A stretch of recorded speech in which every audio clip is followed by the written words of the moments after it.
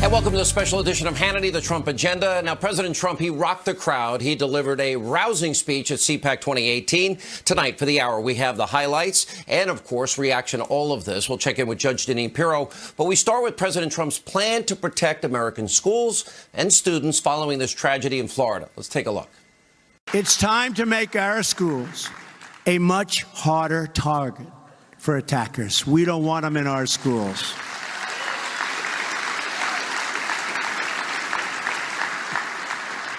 We don't want them. When we declare our schools to be gun-free zones, it just puts our students in far more danger.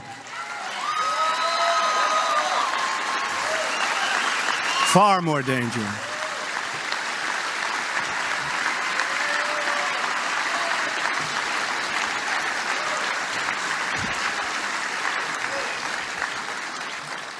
Well-trained, gun-adept teachers and coaches and people that work in those buildings, people that were in the Marines for 20 years and retired, people in the Army, the Navy, the Air Force, the Coast Guard, people that are adept with weaponry and with guns. They teach.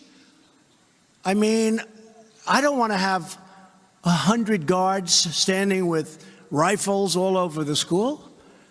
You do a concealed carry permit.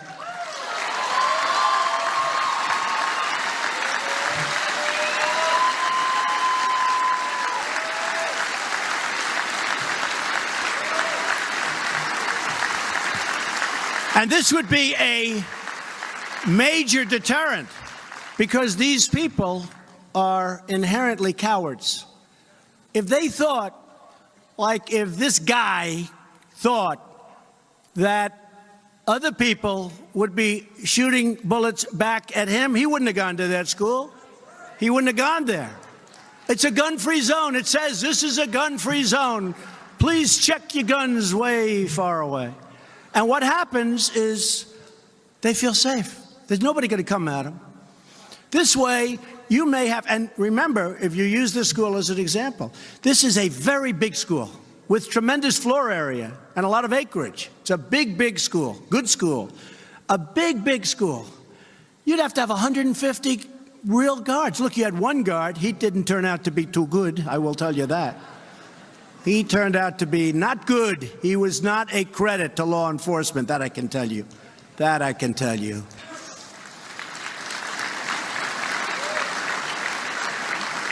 But as I've been talking about this idea, and I feel it's a great idea, but some people that are good people are opposed to it. They don't like the idea of teachers doing that. But I'm not talking about teachers. You know, CNN went on. They said, Donald Trump wants all teachers. Okay? Fake news, folks. Fake news. Fake news. I don't want a person that's never handled a gun, that wouldn't know what a gun looks like, to be armed. But out of your teaching population, you have 10%, 20% of very gun-adept people. Military people, law enforcement people, they teach. They teach. And something I thought of this morning, you know what else? And I thought of it since I found and watched Peterson, the deputy who didn't go into the school because he didn't want to go into the school. Okay? He was tested under fire, and that wasn't a good result. But you know what I thought of as soon as I saw that? These teachers, and I've seen them at a lot of schools where they had problems.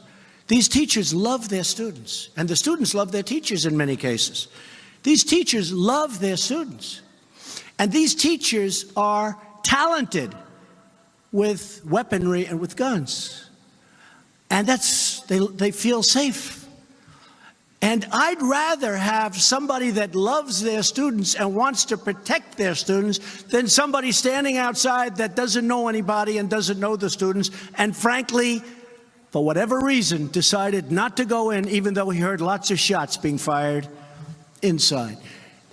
The teachers and the coaches and other people in the building, the dean, the assistant dean, the principal, they love their people. They want to protect these kids. And I think we're better with that And this may be 10% or 20% of the population of teachers, etc. It's not all of them, but you would have a lot, and you would tell people that they're inside. And the beauty is it's concealed. Nobody would ever see it unless they needed it. It's concealed. So this crazy man who walked in wouldn't even know who it is that has it. That's good. It's not bad. That's good. And a teacher would have shot the hell out of him before he knew what happened. And with gun-grabbing people on the left bashing the Second Amendment and trying to blame the NRA for the shooting in Florida, well, President Trump defended our constitutional rights to keep and to bear arms. Here's what he said. Don't be complacent.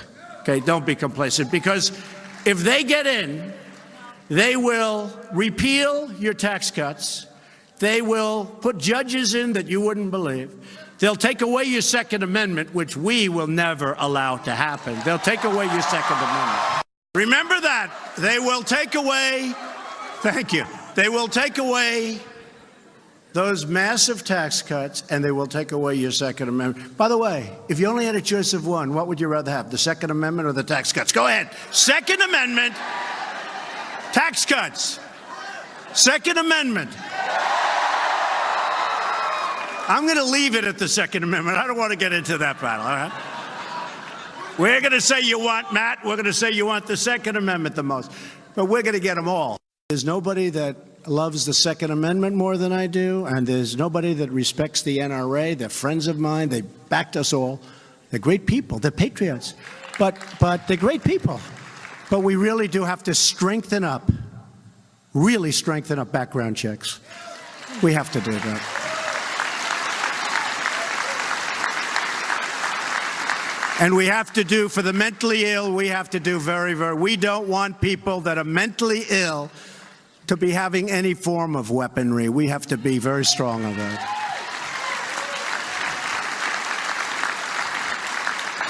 So we're going to do that, and I really believe that Congress is going to get it through this time, and they have a different leader. They have somebody that wants to get it through, not somebody that just all talk, no action, like so many of these folks. This is somebody that wants to get it through.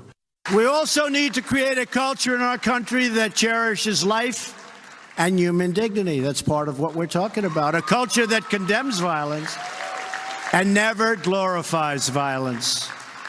We need to foster real human connections and turn classmates and colleagues into friends and neighbors that want to fight for us. We're not just having a conversation about school safety. You've had conversations, in all fairness, I'm pretty new on this job. We're here a little more than a year. I've been watching this stuff go on for 20 years. The president gets up, everybody's enthusiastic for the first couple of days, and it fades, fades, fades. Nothing ever gets done. We want to see if we can get it done. Let's get it done right. We really owe it to our country. I've been watching for a long time. Seen a lot of words, and I've seen very little action. And you know, if you think about it, most of it's just common sense. It's not, do you love guns? Do you hate guns? It's common sense. It's all common sense. And some of the strongest advocates about what I'm saying are the strongest advocates, I know them very well, political people, the strongest advocates for the Second Amendment. But this is common sense. In addition to securing our schools, we're also implementing a strategy to secure our streets. We want our kids to be safe everywhere they go, whether they're in a classroom, walking home from school, or just outside playing with their friends. Every child deserves to grow up in a safe community surrounded by a loving family and to have a future filled with opportunity and with hope. Now, also today, the president is making major foreign policy news, announcing sweeping new sanctions against the rogue regime, North Korea. Now, the Trump administration is saying that these sanctions are the largest ever against Pyongyang, and they're meant to cut off money and supplies to the dictator Kim Jong-un, and is using, of course, that money to advance his nuclear program. Here's the president announcing those new sanctions earlier. I do want to say, because people have asked, North Korea, we imposed today the heaviest sanctions ever imposed on a country before.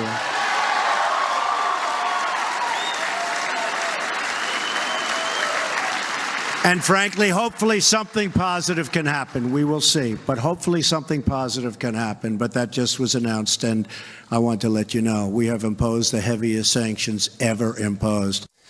And also, the president today listed his many accomplishments, and these are the things that the liberal, mainstream, destroy Trump media never covers because, you know what, it doesn't fit their narrative. Take a look.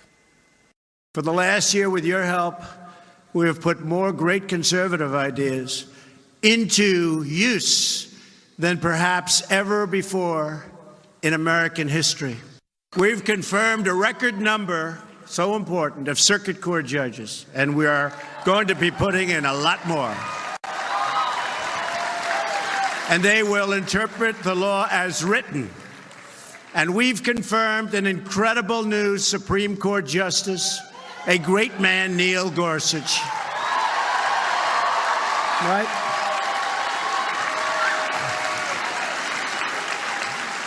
We've passed massive, biggest in history, tax cuts and reforms. It was called the Tax Act, Tax Cut Act, and jobs. We had to add jobs into it because we're picking up tremendous number of jobs. 2.7 million jobs since the election. 2.7.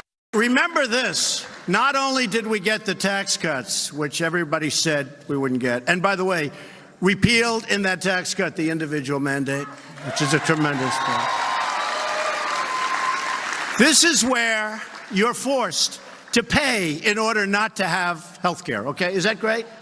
You pay for the privilege of not having health care. So you're subsidizing lots of other people. That's gone. I know people came up to me with tears in their eyes. They're saying, I'm forced to pay not to have health care. It's very unfair. And by the way, we're having tremendous plans coming out now, health care plans, at a fraction of the cost that are much better than Obamacare. And except for one senator who came into a room at 3 o'clock in the morning and went like that, we would have had health care too. We would have had health care too. Think of that. But I think we may be better off the way we're doing it. Piece by piece by piece, Obamacare is just being wiped out. The individual mandate essentially wipes it out. So I think we may be better off.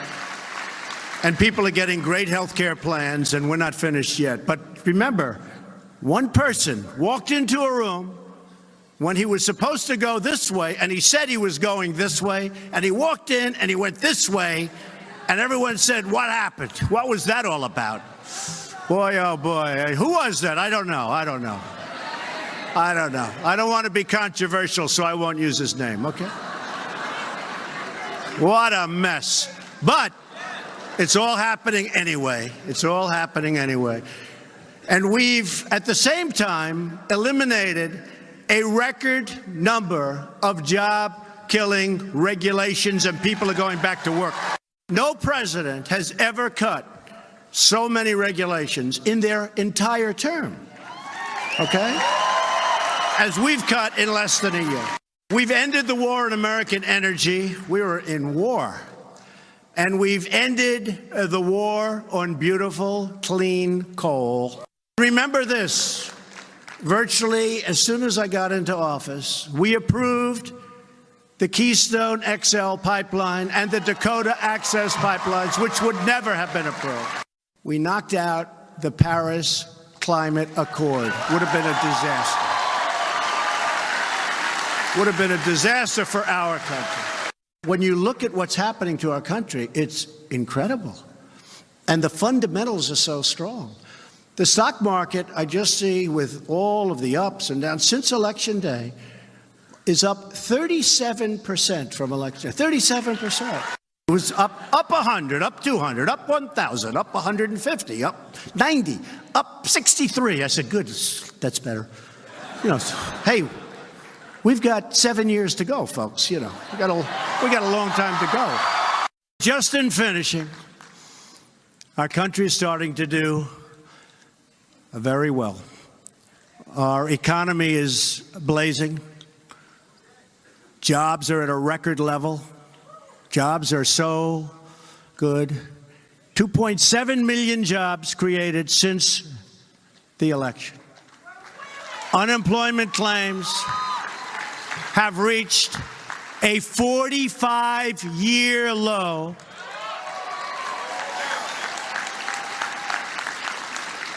African American unemployment has reached the lowest level in our history.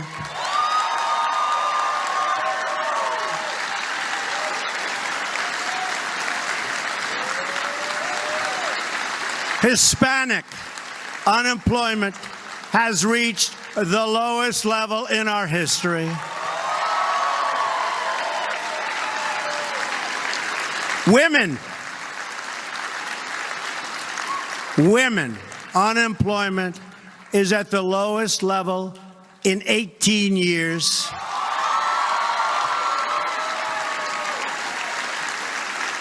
Wages are rising for the first time in many, many years. Small business confidence is at a record high. And thanks to our massive tax cuts, millions of Americans are getting to keep a great percentage of their money instead of paying it to a government that throws it out the window.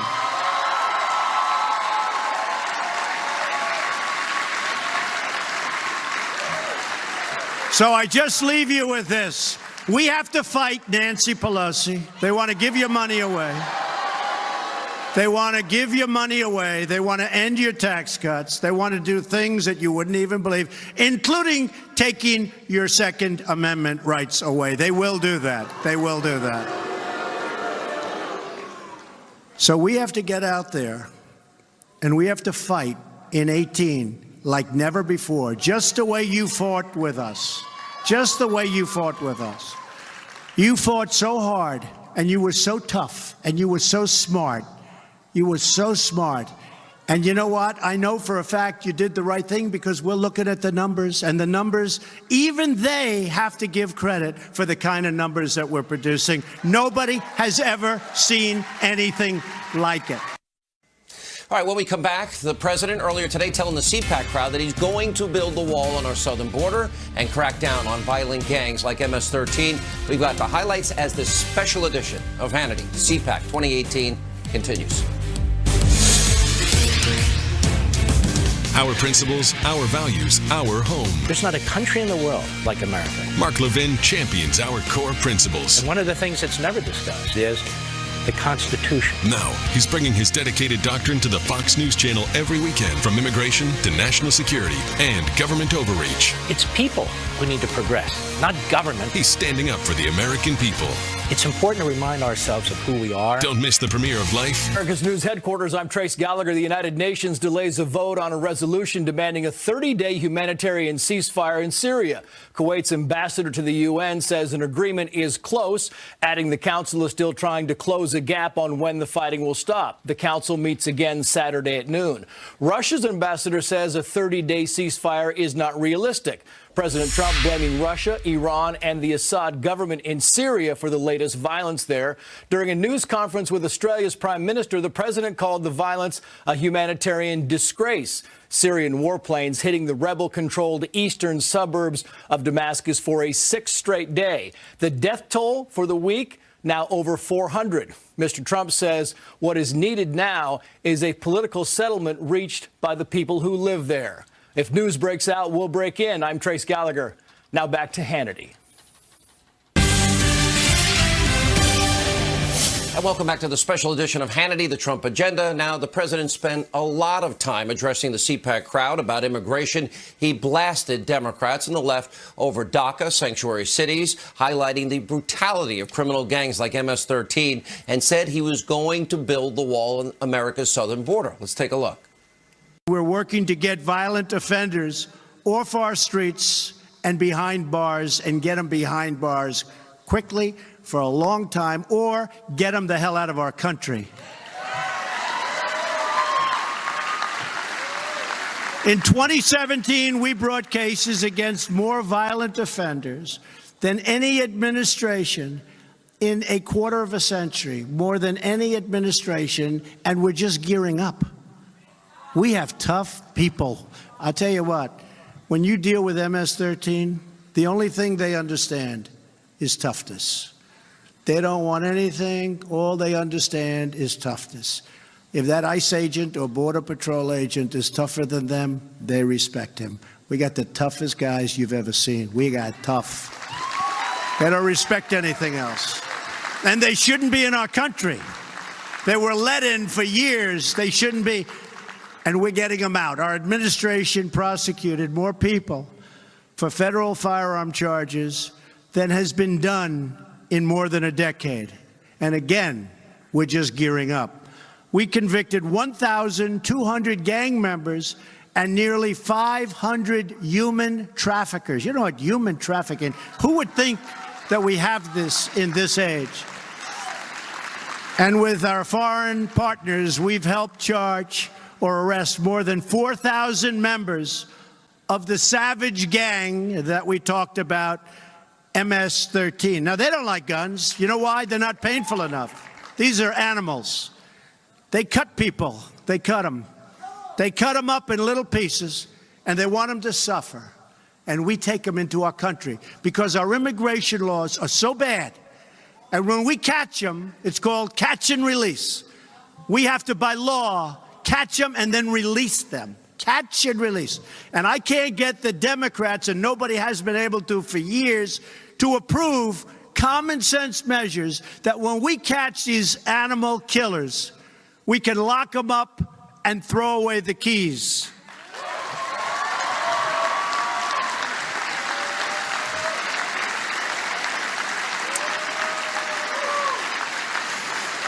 In 2017, our brave ICE officers arrested more than 100,000 criminal aliens who have committed tens of thousands of crimes. And believe me, these are great people. They cannot, the laws are just against us. They're against safety. They don't make sense. And you meet with Democrats, and they're always fighting for the criminal. They're not fighting for law-abiding citizens. They're always fighting for the criminal. Doesn't make sense. Here are just some of the criminal charges and convictions for the aliens arrested by ICE. 11,000 charges or convictions for sex crimes, 48,000 for assault, 13,000 for burglary, and 1,800 for killing people. We're cracking down on sanctuary cities. Can you believe this? Where they protect. That's another one. Because we want our cities to be sanctuaries for law-abiding Americans, not for criminals.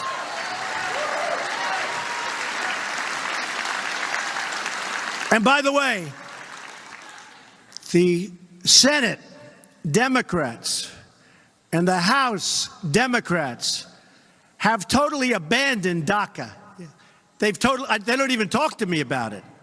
They have totally abandoned. You know, we get the reputation like DACA, it's not Republican. Well, let me tell you, it is Republican, because we want to do something about DACA, get it solved after all these years. The Democrats are being totally unresponsive. They don't want to do anything about DACA. I'm telling you, and it's very possible that DACA won't happen, and it's not because of the Republicans. It's because of the Democrats. And frankly, you better elect more Republicans, folks, or it'll never happen.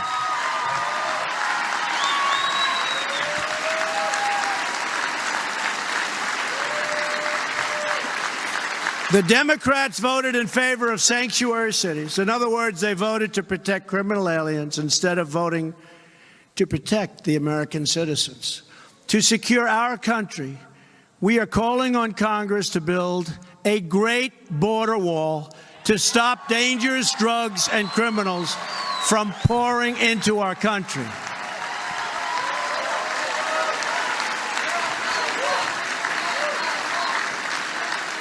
And now they're willing to give us the wall, but they don't want to give us any of the laws to keep these people out. So we're going to get the wall, but they don't want to give us all of the other chain migration, lottery. Think of a lottery. You have a country. They put names in. Do you think they're giving us their good people? Not too many of you people are going to be in a lottery. So we pick out people. Then they turn out to be horrendous. And we don't understand why. They're not giving us their best people, folks. They're not giving us, use your heads. They're giving us, it's a lottery. I don't want people coming into this country with a lottery. I want people coming into this country based on merit, based on merit.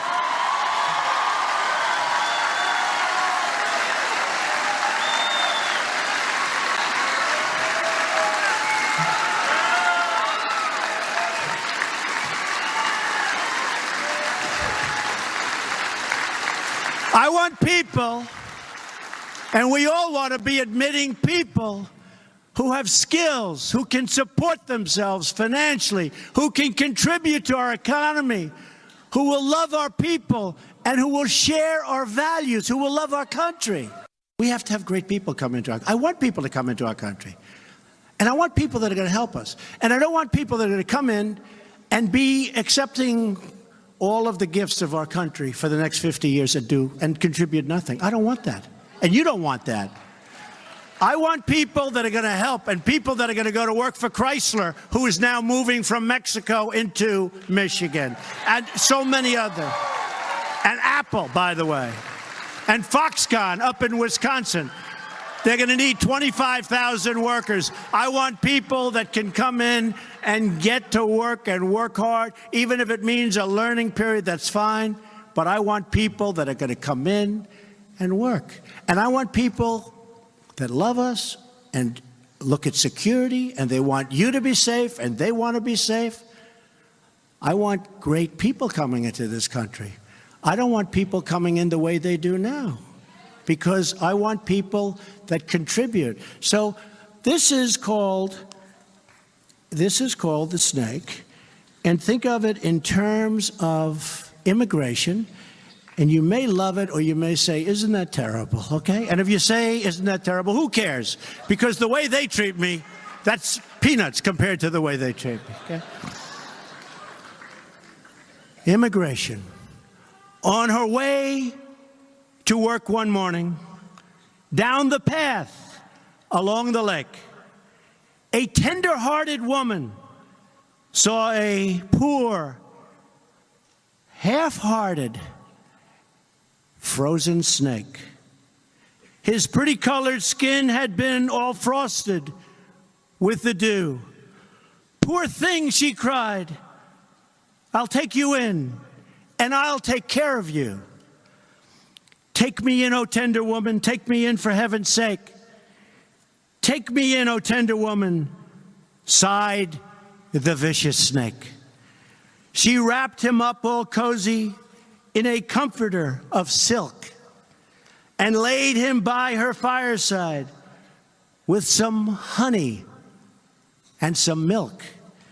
She hurried home from work that night, and soon as she arrived, she found that pretty snake she'd taken in had been revived. Take me in, O tender woman, take me in for heaven's sake. Take me in, O tender woman, sighed the vicious snake. She clutched him to her bosom. You're so beautiful, she cried. But if I hadn't brought you in by now, surely you would have died. She stroked his pretty skin again and kissed and held him tight. But instead of saying thank you, that snake gave her a vicious bite. Take me in, O tender woman. Take me in for heaven's sake. Take me in, O tender woman, sighed the vicious snake. I saved you, cried the woman, and you've bitten me, heavens why? You know your bite is poisonous, and now I'm going to die. Oh, shut up, silly woman, said the reptile with a grin. You knew damn well I was a snake before you took me in. And when we come back, the president, he captivated the CPAC 2018 crowd. We're going to play you some of the can't miss moments as the special edition of Hannity continues.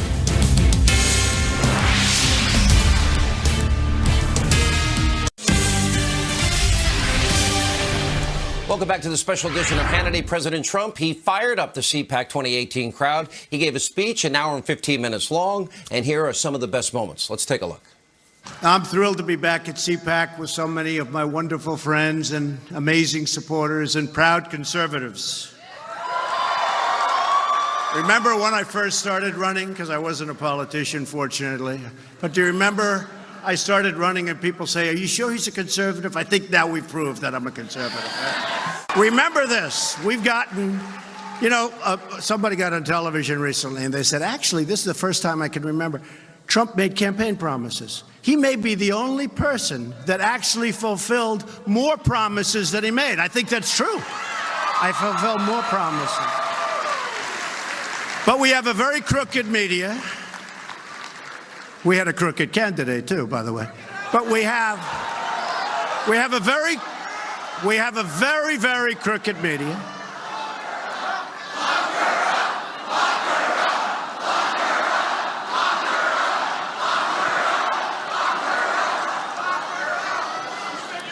I will say this, folks. Everything that's turning out now, it's amazing. That's come full circle. Boy, have they committed a lot of atrocities when you look. We salute our great American flag. We put our hands on our hearts for the Pledge of Allegiance. And we all proudly stand for the national anthem.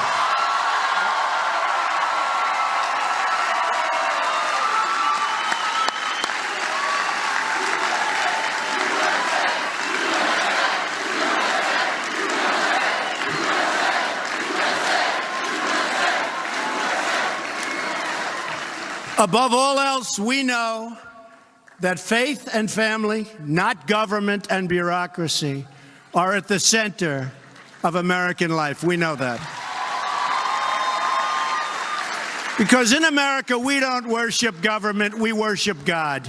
Under my administration and with your help, don't forget, many of you were the forgotten people. You were the people that when the polls came out, they didn't know that you existed. The Democrats are trying to figure out who you are because they want to get you back. But you were people. We've had people that never voted, but they're great patriots, but they never saw anybody they wanted to vote for. Then they go to the election. They've got Trump, Pence. They got hats. They got all sorts of things. Trump over here. Make America great again hats, right?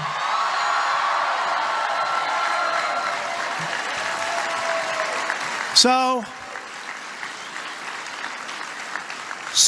our country is starting to do well.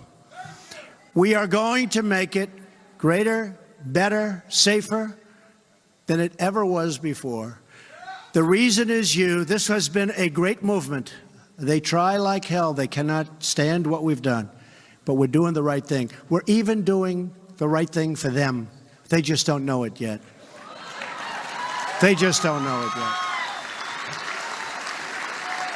Even the media will absolutely support me sometime prior to the election. All those horrible people back there, they're going to support me. You know why? Because if somebody else won, their ratings would go down. They'd all be out of business. Nobody would watch. By the way, what a nice picture that is. Look at that. I'd love to watch that guy speak. Oh, boy. Let's see.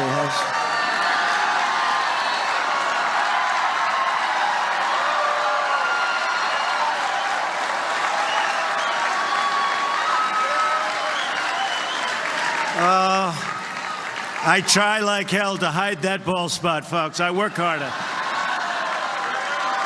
Doesn't look bad. Hey, we're hanging in. We're hanging in. We're hanging in there, right? Together, we're hanging in. We believe young Americans should be taught to love their country and to respect its traditions. Don't worry, you're getting the wall. Don't worry, okay? I heard some. Getting the wall.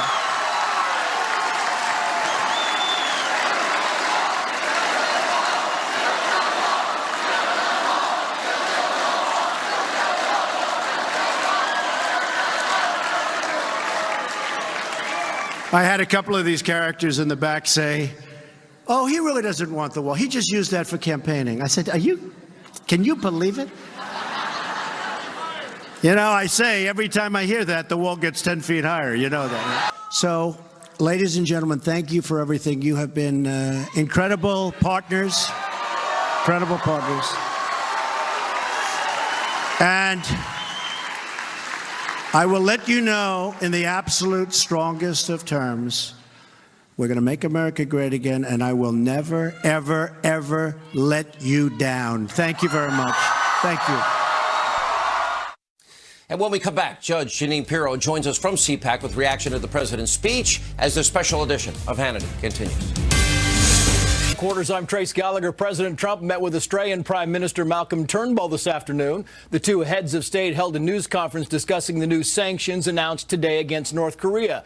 The president called them the toughest sanctions ever imposed on a country, and Prime Minister Turnbull gave them his full support. Trump also thanked the prime minister for being one of the nation's closest partners in the effort to denuclearize North Korea. Former Miami Dolphins lineman Jonathan Martin taken into police custody today for a threatening post on Instagram. Martin has faced mental health issues due to bullying in his football career. The image of a firearm seen here, including the name of his old high school, the Dolphins, and the two former teammates at the center of that bullying scandal that rocked the NFL in 2013. If news breaks out, we'll break in. I'm Trace Gallagher. Now back to Sean Hannity. And welcome back to the special edition of Hannity. Joining us now to react to the president's speech at CPAC, the host of the hit show Justice, Judge Jeanine Pirro, is with us. She's at CPAC 2018. All right, Judge, so you got to speak after the president tonight, but to the big dinner, which we're so proud of you. Look, you were there. You saw the speech. The fact that Gallup is even saying that optimism has changed. Rasmussen now has him at a magic number of approval, 50%. Results matter to people, and I think results matter more than noise that we've heard from the last year. You know what's amazing is the energy in the room when the president spoke was very uplifting. It was optimistic, and it reflects the fact that probably, and as long as I can remember, we have a president who actually fulfilled the promises he made during the campaign. The president was firm, he was funny, he was personal, and he was resolute in making sure that American confidence is up, that unemployment is down, and that the American people understand that they have the right to make a living. They have the right to be able to provide for their families, and they have the right to secure and safe cities. He hit all the notes. He hit it out of the park. All right, let me ask you, Paul Sperry had a great piece out today. He's a really smart writer in the New York Post, and he's talking about Devin Nunes and the Intelligence Committee and the intelligence community assessment. And what they're looking at is the ICA, including their footnotes, to see if there's any analysis. In other words, was that like the FISA pre-cooked on the unverified dossier? In other words, you have the FBI, the NSA, the CIA. Were they using an unverified dossier in this capacity?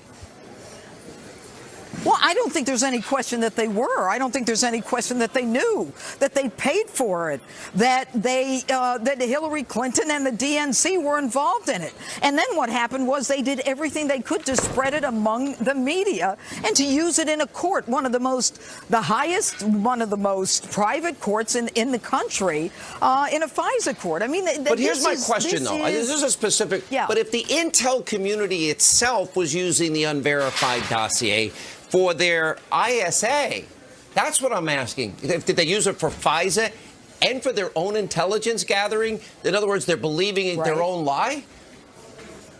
Of course they're believing their own lie, because if they didn't believe their own lie, Sean, then they wouldn't be able to perpetuate the narrative that they are perpetuating. Sean, we're at a point in American history where if we don't make that sharp turn, then we're headed for the tombs at this point. And that's why people elected Donald Trump, because the narrative and the lies and the playbook has been unbelievable. I'm sorry to say this. Look, I gave 30 years of my life in government. I was a believer And I am stunned at the lies and at the criminality, Okay. the corruption, and the conspiracy. I never thought I could see this in our lifetime, and especially, going to a FISA judge. I have two judge questions. One is on the issue of not telling the FISA court judge, just a footnote that says it may be political in nature when they knew it was Hillary bought and paid for.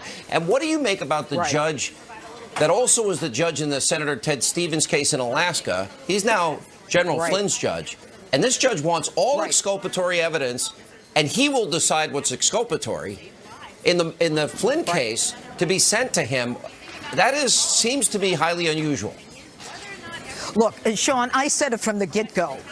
The idea of a FISA court on this particular case, and there's something called forum shopping. And that means, and when I was a judge, we used to say, oh, we have a wheel. Your name just comes up when it comes up. Nonsense. All right. And the fact that you got Ted Stevens judge, who's the same one who was signing the FISA, the 90-day extensions based on nothing other than that dossier. And unless you give me more evidence, I'm going to say it's based on nothing but a fake dossier. Then what we've got is a problem in the judiciary. And I would have expected a FISA judge to say, everybody, cut it right here. You are not to use the courts for your political agenda. It's unheard of in American history. And these judges, if they're not saying anything, then they're as corrupt as the prosecutor. Is this judge looking to maybe throw this plea deal out that Flynn made?